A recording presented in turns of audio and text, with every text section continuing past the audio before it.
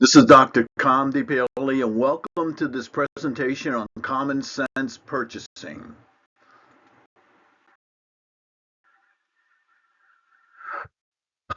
I am the CEO of Apollo Solutions, whose motto is sharing forward hard knocks lessons learned. I hope you learned some lessons here. Here's a picture of me and a reminder that this presentation is copyrighted. Here's the book, Common Sense Purchasing, very popular, a landmark book on purchasing, available on Amazon. I urge you to take a look at it. This is a story of a transformational journey. The journey from traditional bureaucratic transaction-based purchasing to supply chain strategic professionals. It was quite a journey. Again, a copyright warning here. It's pretty self-explanatory. No copies can be made without my permission. Many companies still don't get it about purchasing. Common sense is still not so common, unfortunately. Common sense purchasing is supplier relationship focused. Here's a background about me. I've held just about every position in purchasing. I've also made just about every mistake, many re-engineering experiences, put in e-procurement systems, led supply chain projects, and I'm also a Lean and Six Sigma black belt. This is critical in this whole process. Purchasing is the art of building relationships. It is not about the following. I'll give you some time to read. Although these are useful, relationships is the most important.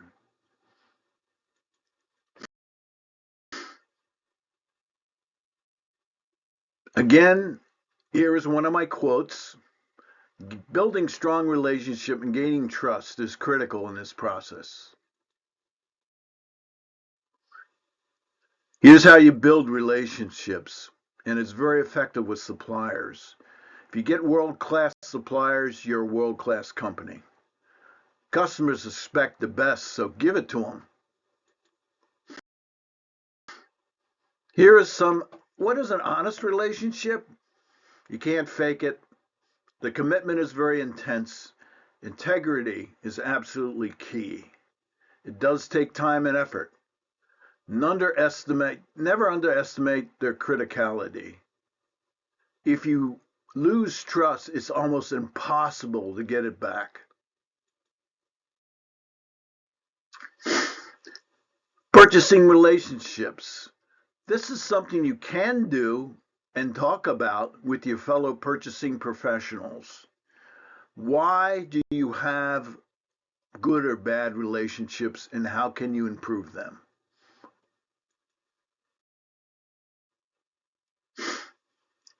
You want to have relationships with your high dollar suppliers or the critical ones to your competition. Your normal consumables, your high turn suppliers, it's just not worth having a deep relationship. Just have a commercial relationship. Use contract agreements with them religiously.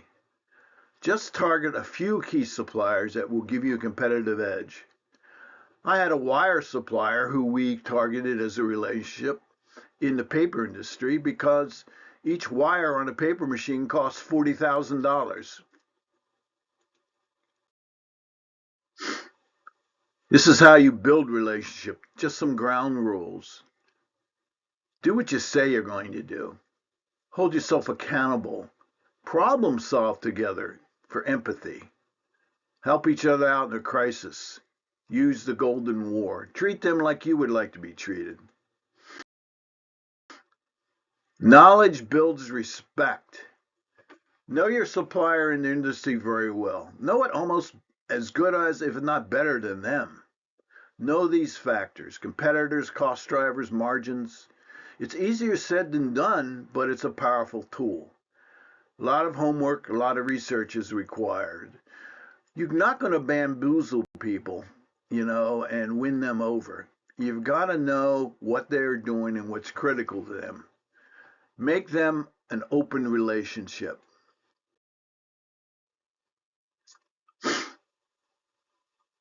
Information-based relationships and negotiations is based on knowledge and understanding deeply who you're negotiating with, especially suppliers. With them, you can get alliance type agreements. It's major efforts that you have to target. Here's an interesting fact. Only 5% of supplier purchasing organizations have an actual strategic plan. It's no wonder they fail a lot. Get one, make it visible. If you don't plan, you're going to perish. Get buy-in from other departments and people. Sign up a champion to help you lead this effort. You have to have a champion supporting you. It's a tough cultural battlefield out there. Bold decision making is required. The champion must discipline laggards. If you cannot discipline, you cannot lead. Here's one of the first steps, but you do multiple steps at a time. Radically reduce your suppliers. I actually reduced 20,000 suppliers to 200, but I talked to just about every one of them and explained what we were going to do. Surprisingly, many of them opted out. So make sure you're very, very focused on this. Know your suppliers and industry. I can't emphasize this enough. You got to know it. Focus on the real issues. Information-based negotiation is not histrionics and acting. Level the playing field. It takes a lot of homework and research. There are also consultant groups that can help you do this. Again, just a few suppliers, a tight control. It takes lots of energy, time, and effort. If the supplier has previous partner experience and has done it before, this is very useful. You can get a significant competitive advantage if you do this. Sizing up the suppliers. Again, experience in alliances helps. Visit their sites. Appearances count. Talk to their employees. Can they integrate their systems into your system? This is very important. You got to retrain your current procurement professionals. Some will not want to learn. You either re-sign them or terminate them. They must believe in the new process in their heart. Relationships and customers must rule. Cross-functional teams build buy-in. Explain total cost of ownership. It's important to understand that concept. Again, you got to match the right tools and materials and services. You got to have different strategies for different materials and different services. Electronic purchasing, if you decide to do that, keep it fast first. Keep the buying or requisition process simple. Listen to internal users or customers, but keep this in perspective. Your real customers are the people who pay the money who buy your products or services. Do your homework again. Again, homework is critical. It's not very glamorous work. A lot of times your own specs lead to defects. Make sure you view the specs of your materials and service and make sure they're reasonable. Focus on the real customer needs. Again, the people who buy a product. Resistance will be fierce. Be prepared. This 7x7 rule of communication is communicating the same thing 7 times, 7 different ways. Sounds crazy, but it's something you got to consider. Where are you going to spend your money? First of all, you got to find out where it is and where you're spending your money. You'd be surprised how many companies don't know where they spend their money. Do a spend analysis.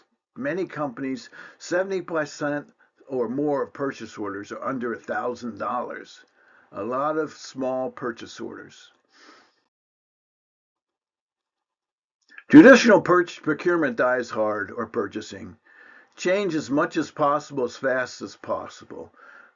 Cross-functional teams, change the nomenclature, change the language, get everyone out of their comfort zone. Build the new habits. Test new suppliers' capabilities. Do an actual test run. Review the entire process. Check on the status all the time. Initial mistakes are always blown out of proportion. Get a sourcing methodology. Design it. There's plenty of them out there. And stick to it. Do it especially for key parts and costly materials. It's a disciplined process. Do not jump ahead or skip steps. Don't let emotion or favoritism rule. 60% of all savings are possible from sourcing, especially initial sourcing. Dump those lousy transactions. Bureaucrats' IQ drop with more transaction. Automate them quickly. Give your folks and people working more time to breathe, grow, and be strategic. Get rid of the super clerk mentality. Buyers traditionally spend 80% of their time on transactions, limited value add there at all. Remember, a lot of them are under $1,000. Supplier auctions are interesting, but they're one-shot competitive deals. You're not going to get much extra value out of them. Again, a Walmart plan is what I call it for your suppliers, mean cheap money gets cheap quality. Make sure you know that. Always keep your eye on the strategy ball. Once you deviate on something on your strategy, explain it. Use different sub-strategies for different materials. Know the why you do that. Deal with bottlenecks or you will work like a panicky little chicken running around. Deal with bad suppliers ruthlessly, but have alternatives lined up. Turn your strategies into dreams and fulfill them. Get your folks to outdream you. They can. Visualize the future and results. Verbalize world-class behaviors if your metrics are scarce. How would a world-class supplier act? Think about that. Pick the right metrics. Cycle time reduction is very critical. The one-touch theory, basically, when a material or services comes to you, either zero touches or one touch till it gets to the actual add value production line. Have seminars on total cost of ownership. Your corporate strategy should very much be your purchasing strategy. Supplier-driven innovations are like R&D. Take advantage of them. Always keep track of perfect, no hassle, no mistake transactions. Don't drag out the quote process. Set a deadline, be firm with it. Don't compromise or fix the process. Keep it fair. Watch out for favorite son suppliers. Basic instruction following is key. Sometimes you have to go with your gut in some suppliers. Cultural fit and chemistry are important. If it's strictly commercial relationship, just go with your gut. Growth potential for the supplier. Make sure you check that. Keep routine buys simple. Catalogs must be user-friendly. Time is of the essence. The Russian Empire fell because everyone's waiting in line for basically worthless or sub-quality goods. Do not over-audit or trade pennies for the folding money. Strategic supplier selection tip. Assess the opportunity. Assess the internal supply chain, the impact on that. Assess the supply markets. Develop a strategy, implement it, and then institutionalize it. Trial periods are usually set up to make it very tricky for a new supplier. This is a time it's most vulnerable to naysayers. Ban old supplier from the premises or they will try to destroy the new supplier. Have a SWAT team-like efficiency to solve glitches immediately. Fix the problems, don't hide them. Meet often with the new supplier. A lot of procurement folks don't want to give up their old relationships. They are personal and long term. They get comfortable with them. Breaking up is hard to do, but you got to do it. You may expose shoddy techniques and years of overcharging. Know your best practices. Be apostle of best practices. Quote them constantly. Focus on your industry best practices. Sanity or gut check them also, however. Always expect Murphy to strike and be ready. New system suppliers will not be perfect. Rehearse new systems with your suppliers. Schedule feedback sessions. Fix issues with a sense of urgency. Have a problem-solving method agreed to in advance. Get some quick wins. It's good for momentum and morale. Publicize them. Snowballing will occur. Celebrate and build momentum. Make a marketing plan that would make Madison Avenue and social media jealous. Make sure you market what you're doing. Get various folks to help. Use various media. You cannot over-communicate your plan. Deselect mistake suppliers you selected quickly. It's painful and expensive, but you got to do it. Usually it is the result of short-circuiting the selection process or skipping homework. Bad relationships do not usually improve. Shooting thoroughbred racehorses is expensive, but you must shoot them. This is just an analogy. Bureaucracy does not want to die. Reducing the bureaucracy really doesn't work. You've got to eliminate it with a vengeance. Take no prisoners. Bureaucracy has to be destroyed. Standardize equipment and processes. Engineers have pets and biases. Use cross-functional teams. Ask distributors to help. They are great sources of information about particular suppliers. The Industrial Revolution was built on standardization. Push for compliance and standardization. We sacred cows have to become sacred steaks. A company I had once had a 7-part purchase order and had to be approved by like 10 people. Lay of approval somehow they thought would protect them from bad decisions. Maverick buying is usually because people are sick of the current system and it takes too long. If you don't ask, you don't get, so keep asking. That's my rule of negotiation. Ask, ask, ask. Don't be afraid to ask for anything. Suppliers cannot meet your needs if they do not know what they are. You'll be pleasantly surprised at what they can do. So again, ask. Teach the total cost of ownership. It's very difficult to understand for non-purchasing folks. Price is still king for many. Map out the entire supply chain cost. Research and show non-value adding stuff. Educate, educate, educate. Track your progress. Make it very visible. Show your metrics and how you're doing against them. Use pictures and graphics first. Be professional, be honest. Always keep the radar gun on your suppliers to see how they're doing. How to dispatch uncooperative purchasing folk. No easy way to convert them. Stick to your guns. Get HR to help you if you decide to terminate. Endure. Parents can always outlast tantrums.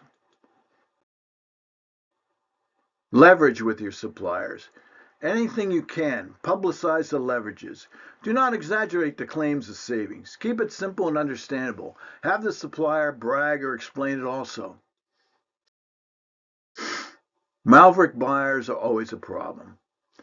They always think they're smarter and they want to go around the system. Don't ignore them and let them go. Punishment must be swift and brutal. The rest of the crows or the Maverick buyers will quickly fall in line. There's always a better deal, better negotiator. A lot of people think they're much better buyers and negotiators than you. Everybody does this. They're really not, but they think they are. Educate them on total cost. Put the most vocal naysayers on your supplier selection teams to redirect that energy. Shop once, do your homework, but buy often. Contracts don't protect you. They just procrastinate the process. Try to standardize terms and conditions. Contracts keep lawyers rich and do not really protect you as much as you think.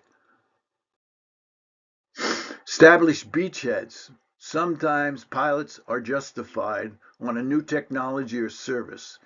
Pilots do, however, let bureaucrats kill ideas easily. Use the prudent 51% rule. If you think it's working and you're sure it's working, go with it. Experiments, however, must have controls and goals. Dethrone the price is king syndrome. Any supplier can lowball bid. It's a rookie tactic. Retail stores use it successfully. They put low-cost goods in an aisle and they surround them by high-cost goods. Benchmark prices religiously. You can get benchmark data from consultants, so figure it out and go get the consultants who do it. Ask lowball suppliers for full coverage of all your services, and you will see how fast they shut up and don't do anything. Keep a handle on the price pulse. Pick the best of the best. Use the Porter model. I won't explain it here, but it's available in any marketing book. Have a knowledge of it. Be systematic and understand the market. Knowledge is power. Competitors know who's the best amongst them, so ask. Focus on cycle time. That's where the big savings are. Paper machines take almost a year to build, whereas if you can save like a dime on a toilet tissue roll, you can save how much you can increase your capacity as much as a new machine. Lead time is a lot of padding. Safety stock is usually safety if you're covering my butt by people. Procedures cost more time than actual manufacturing. Lack of accurate information leads to the padding of lead time. Make sure you understand your lead time and the reasons for it completely. Change everyone's role. Change a lot in this whole process. Make cross-functional teams the norm. Let purchasing firms know the business and get outside the department. Suppliers are also key for R&D sources. Use timeouts or meeting breaks. Explain no tolerance of such tactics. A lot of people fight and kick and scream and don't want to change. Walk out if necessary of a meeting. Confront the behavior first. If it persists, pull the trigger. Use a roadmap and stick to it. Strategic sourcing, supplier rationalization, have a plan and use a roadmap and stick to it. Your metrics, justification, e-procurement, catalogs, marketing plan, change transformation. You can make documents to back all these and follow that plan. Rare bean counter logic. Many accountants can't get best price. ABC or soft costs are not in their systems. They just want what they call hard results. Do not let them rule and push back on them. No one ever bought a share of stock because of a world-class accounting system, but a lot of people have lost a heck of a lot of money because of bad accounting systems. Enforce your rules again with maverick buyers. Just do not let it go without saying something. Deal with them quickly. Introduce discipline in buying. Routine purchases must be in lockstep and quick. Requisitionists must use the preferred suppliers. You negotiated contracts with them, so make them use them. Set up catalogs that are easy to search. Reject all non-value work, especially. Don't add any. Shed all non-value work. Get rid of it. Do not encourage it. Do not do any additional work unless it is justified by savings. Nobody reads fluffy documentation. Be prudent. Trust everyone but cut the cards. Also be prudent in transaction tracking. Suppliers need to know they are being tracked and their performance is being tracked. Take action if they falter. Never agree on necessary audits. Ask if they actually save money, and if unfortunately they're put in place, see if they do. Diffuse supplier sour grapes. Whenever you deselect a supplier or kick them out of your plant, don't allow them on your property. All they will do is sow seeds of doubt. Okay? Stop backdoor purchasing in its tracks, especially in engineering, the number one department that tries it. There's a lot of fear of change. There are a lot of people trying to destroy the process, so be aware of that. Get rid of folks who violate trust. Calm down the folks whenever possible. There are politics in some suppliers. If you have a supplier who's a CEO golf buddy, it's probably not the first one you want to go after. You can lose a battle and still win the war. All right? So just keep that in mind. Work with them, especially if they have a direct ear to the CEO. Don't do unnecessary cross-functional teams. Do them that are valuable and will have an impact on the bottom line. Force team deadlines. All right? Business process engineering. Know how your current process or as is actually works. Map it. Spend more time dreaming about the to be or the new process. Discover best practices. Dream. Don't reminisce about the old process. Pick alliances wisely again. I know I'm saying this again and again, but never estimate the time and effort it takes to build relationships. Make sure it's paying off. Absorb the culture of your strategic suppliers. Make sure you pick the right e-tools, whether it's e-procurements or whatever. Make sure you get your requests for quotes out quickly. Integrate procurement with other departments. Make folks understand your other department needs. Send them to production and sales meetings. Encourage them to participate. Get them on the front lines. Cubicles don't exude much real business law knowledge. Good, so get out there and gain it. The final customer wants the total product to satisfy them. They're not upset about a material or whatever. They want you to understand the function of the total product and what's important to them. What are the key attributes that they love, and they're making the decision to buy the product. Purchasing folks must become very familiar with them. Supply chain requires their own organization with the VP or Vice President of Supply Chain. Remember, goods and services are often 50% or more of total cost of goods sold. Other areas such as accounting and refinements usually just screw up the supply chain, so be wary when they make a suggestion. Invite others in the supply chain sandbox so that they can learn and support you. All right, again, standardize your contracts. Stop playing with them and with the supplier. Make sure you get them done quickly and make the language understandable. Ask your suppliers for advice. What a novel concept. They have many years of experience. Don't let politics stifle them. Many know what has worked for other companies. Find out.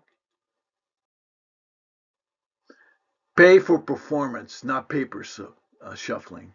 If you have supply professionals, pay for how well they do in pricing and the supply chain costs relative to the market.